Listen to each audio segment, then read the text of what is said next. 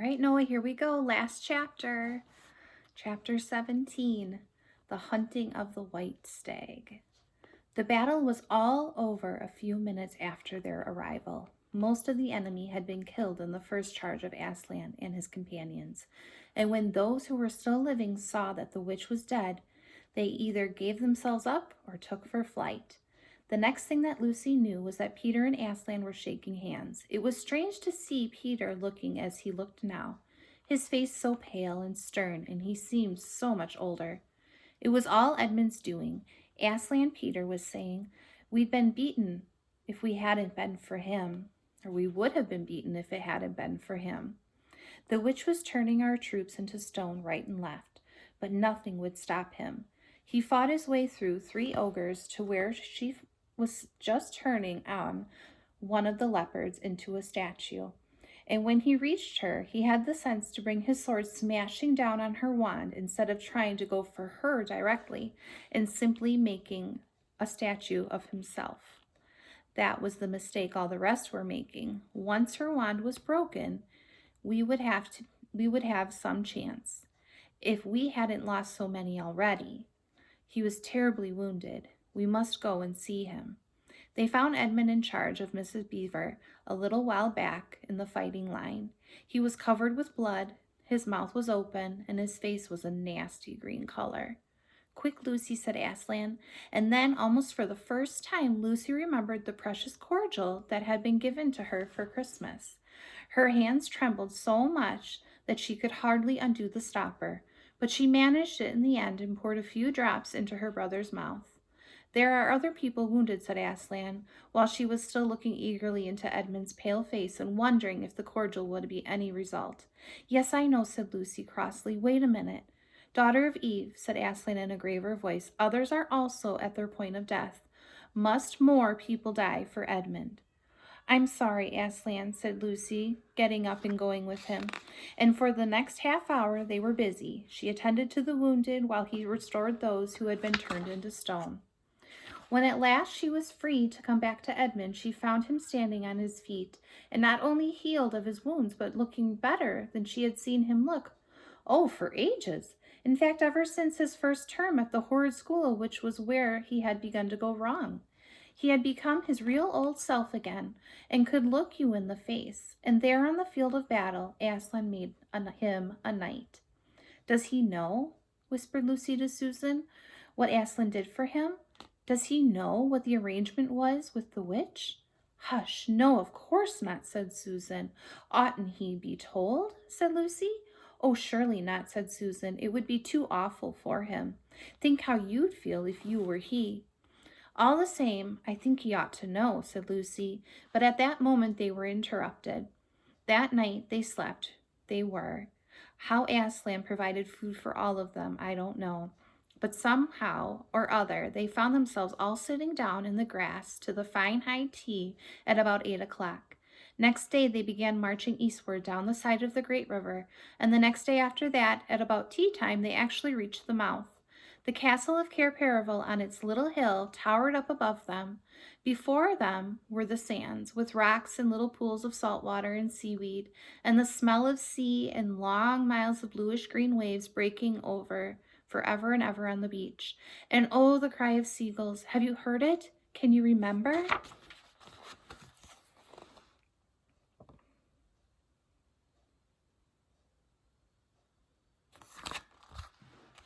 That evening after tea, the 4 children all managed to get down to the beach again and get their shoes and stockings off and feel the sand between their toes. But next day was more solemn. For then, in the great hall of Cair Paravel, that wonderful hall with the ivory roof and the west wall hung with peacock feathers and the eastern door which looks toward the sea, in the presence of all their friends and to the sound of the trumpets, Aslan solemnly crowned them and led them to their 4 thrones, and the deafening shouts of "Long live King Peter! Long live Queen Susan! Long live King Edmund! Long live Queen Lucy!" Once a queen or king in Narnia, always a king or queen. "Bear it well, sons of Adam, bear it well, daughters of Eve," said Aslan. And through the eastern door, which was wide open, came the voices of the mermen and the mermaids swimming close to the shore and singing in honor of their new kings and queens.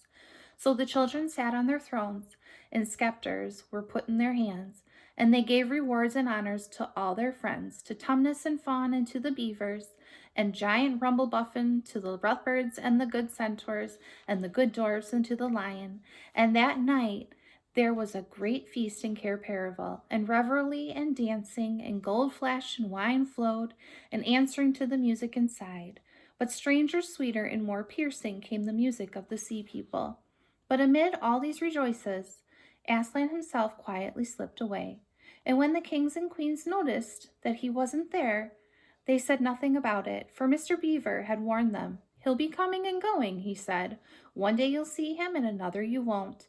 He doesn't like being tied down, and of course he has other countries to tend to. It's quite all right. He'll often drop in, only you mustn't press him. He's wild, you know, not like a tame lion. And now, as you see, the story is nearly, but not quite, to an end. These 2 kings and 2 queens governed Narnia well, and long and happy was their reign. At first, much of their time was spent in seeking out the remnants of the White Witch's army and destroying them. And indeed, for a long time, there would be news of evil things lurking in the wilder parts of the forest, a haunting here and a killing there, a glimpse of a werewolf one month and a rumor of a hag the next. But in the end, all that foul brood was stamped out, and they made good laws and kept the peace and saved good trees from being unnecessarily cut down, and liberated young dwarfs and young satyrs from being sent to school, and generally stopped busybodies and interferers and encouraged ordinary people who wanted to live and let live. And they drove back the fierce giants, quite a different sort from the giant Rumblebuffin on the north of Narnia when these ventured across the frontier. And they entered into friendship and alliance with countries beyond the sea and paid them visits of state and received visits of state from them. And they themselves grew and changed as the years passed over them. And Peter became a tall and deep-chested man and a great warrior, and he was called King Peter the Magnificent. And Susan grew into a tall and gracious woman with black hair that almost fell to her feet. And the kings of the countries beyond the sea began to send ambassadors asking for her hand in marriage. And she was called Susan the Gentle. Edmund was a graver and quieter man than Peter, and great in counsel and judgment. He was called King Edmund the Just.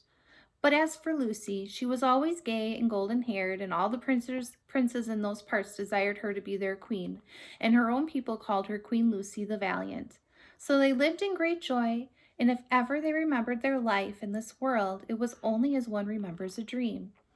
And one year it fell out that Tumnus, who was a middle-aged fawn by now and beginning to be stout, came down river and brought them news that the white stag had once more appeared in his parts, the white stag who would have give you wishes if you caught him. So these 2 kings and 2 queens, with the principal members of their court, rode a-hunting with the horns and hounds in the western woods to follow the white stag. And they had not hunted long before they had caught sight of him. And he led them a great place over rough and smooth and through thick and thin, till the horses of all the courtiers were tired out, and only these 4 were still following. And they saw the stag enter into a thicket, where their horses could not follow. Then said King Peter, for they talked a quite different style now, having been kings and queens for so long, fair consorts, let us now alight from our horses and follow this beast into the thicket. For in all my days I never hunted a nobler quarry. Sir, said the others, even so let us do. So they alighted and tied their horses to trees and went on into the thick wood on foot. And as soon as they had entered it, Queen Susan said, Fair friends, here is a great marvel, for I seem to see a tree of iron. Madam, said King Edmund, if you look well upon it, you shall see it is a pillar of iron, with a lantern set on top thereof.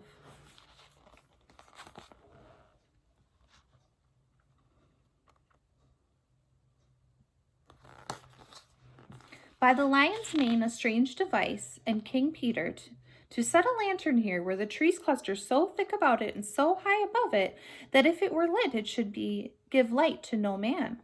Sir, said Queen Lucy, by likelihood, when this post and this lamp were set here, there were smaller trees in the place, or fewer, or none. For this is a young wood, and the iron post is old, and they stood looking upon it. Then said King Edmund, I know not how it is, but this lamp on the post worketh upon me strangely. It runs in my mind that I have seen the like before, as if it were a dream, or in the dream of a dream. Sir, they all answered, it is even so with us also.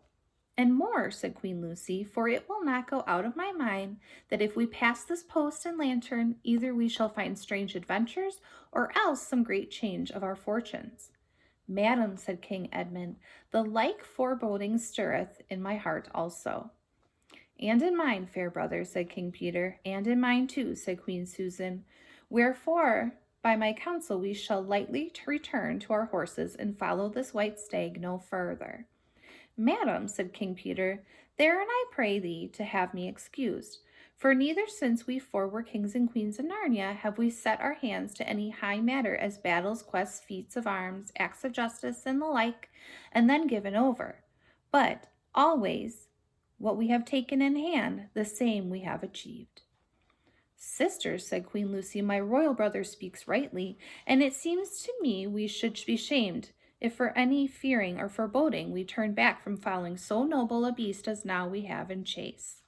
And so I, said King Edmund, and I have such desire to find the signification of this thing, that I would not by my good will turn back for the richest jewel in all Narnia and all the islands. Then in the name of Aslan, said Queen Susan, if you will all have it so, let us go on and take the adventure that shall fall to us. So these kings and queens entered the thicket, and before they had gone a score of places, they all remembered that the thing they had seen was called a lamp-post. And before they had gone 20 more, they noticed that they were making their way not through branches, but through coats. And next moment, they all came tumbling out of a wardrobe door into the empty room. And they were no longer kings and queens in their hunting array, but just Peter, Susan, Edmund, and Lucy in their old clothes. It was the same day and the same hour of the same day in which they had all gone into the wardrobe to hide.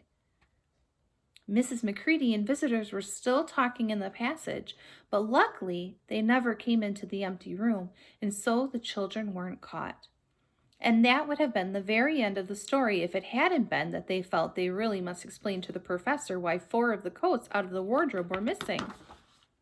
And the professor, who was remarkably man, didn't tell them not to be silly or not to tell lies, but believe the whole story. No, he said, I don't think it will be any good trying to go back through the wardrobe door to get the coats. You won't get into Narnia again by that route, nor would the coats be much use by now if you did. Eh? What's that? Yes, of course you'll go back to Narnia again someday. Once a king in Narnia, always a king in Narnia. But don't go trying to use the same route twice. Indeed, don't try to get there at all. It'll happen when you're not looking for it. And don't talk too much about it, even among yourselves. And don't mention it to anyone else unless you find that they've had adventures of the same sort, they themselves. What's that? How will you know? Oh, you'll know all right. Odd things they say, even their looks, will let the secret out. Keep your eyes open. Bless me. What do they teach them at these schools? And that is the very end of the adventure of the wardrobe. But if the professor was right, it was only the beginning of the adventures of Narnia.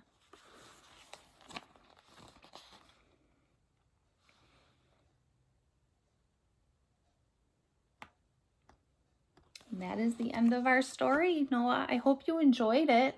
I know I did. Such a beautiful book. I'll talk to you soon.